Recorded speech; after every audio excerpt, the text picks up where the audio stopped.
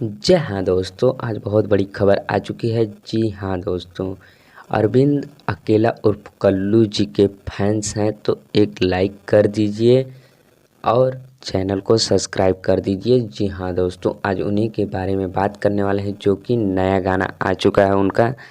और अरविंद अकेला, कल्लू उर्फ अंतरा और अंतरा सिंह प्रियंका भी गाई हैं। तो जी हाँ दोस्तों, Ananya Kaif the end visuals music से आने वाला ये गाना है, जो गाने का नाम है लइकिए में जान लइकवा हो जाई।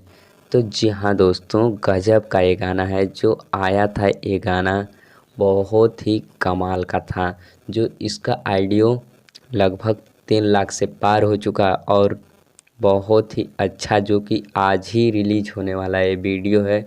वो भी वीडियो कब रिलीज होगा ये जानना ज़रूरी है, जो कि आज ही 22 तारीख को 7 बज के सुबह में रिलीज होगा।